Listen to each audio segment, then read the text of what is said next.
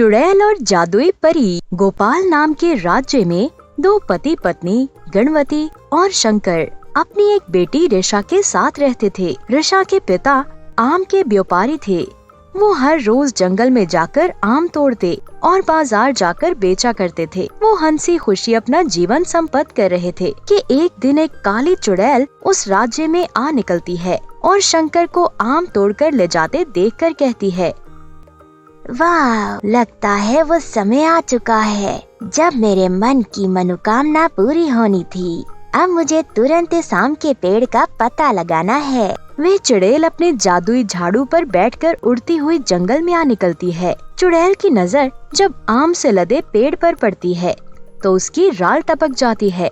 वो तुरंत नीचे प्रकट करती है और आम के पेड़ के पास पहुंच जाती है। चुड़ैल, अरे वाह, क्या ही बढ़िया पेड़ है। मैं आज से इसी पेड़ पर रहूंगी और शांति से जीवन व्यतीत करूंगी। अब तो मुझे किसी परी का भी कोई डर नहीं रहा।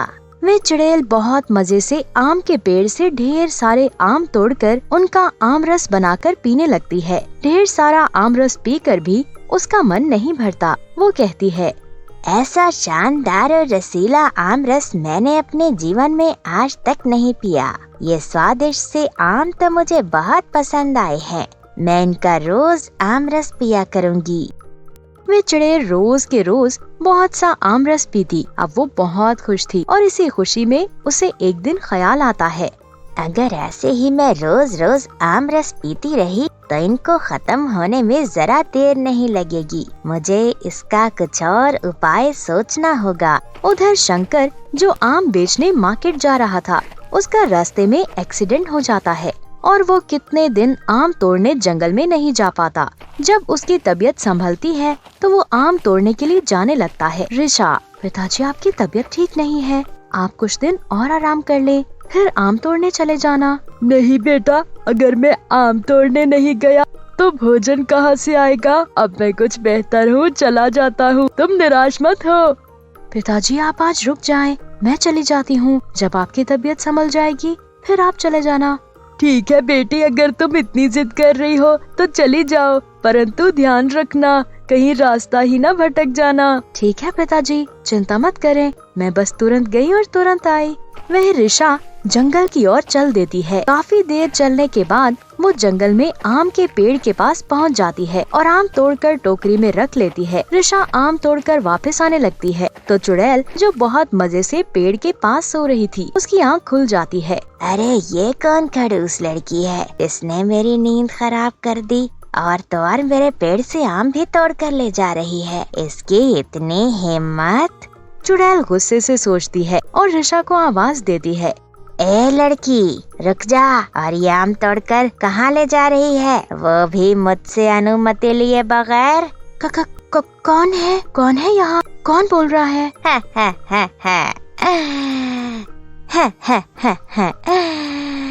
डरपोक लड़की, ये मैं हूँ, काली चुड़ैल। तुमने मेरे पेड़ से आम चुराए हैं, इसकी तो तुम्हें सजा जरूर मिलेगी, ताकि दोबारा कोई ऐसी गलती करने से पहले 100 बार सोचे।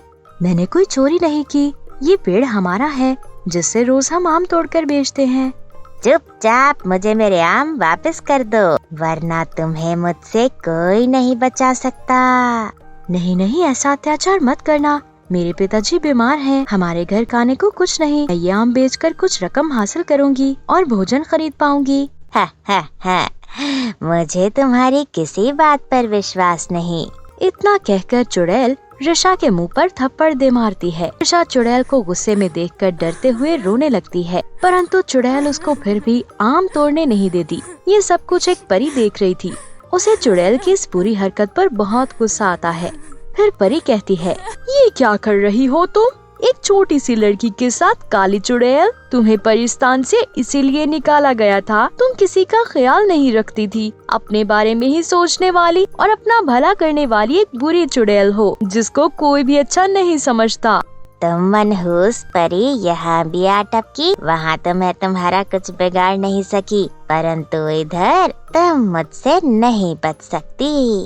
इतना कहकर चुड़ैल एक आग का गोला परी की तरफ फेंकती है। परी उसके वार के लिए तैयार नहीं थी। वो घायल होकर नीचे गिर जाती है। रिशा जो ये सब देख रही थी, डर कर रोने लगती है। तुम्हारी मदद के लिए आई परी का तो काम हो गया, अब तुम्हारी बारी है। मुझे मत मारो, तुम्हें क्या मिलेगा मुझे मारकर? तुम्हें मारकर तुम्हारा खून पीने से मैं और शक्तिशाली बन जाऊंगी, इसलिए मरने के लिए तैयार हो जाओ। चुड़ैल रिशा को रोता देखकर हंसते हुए कहती है। फिर 2-3 परियां प्रकट होती हैं और घायल परी को जादू से तुरंत ठीक कर देती है। चुड़ैल इतनी सारी परियां देखकर दंग रह जाती है और मन में सोचती है, ये ढेर सारी परियां कहाँ से आ गई हैं?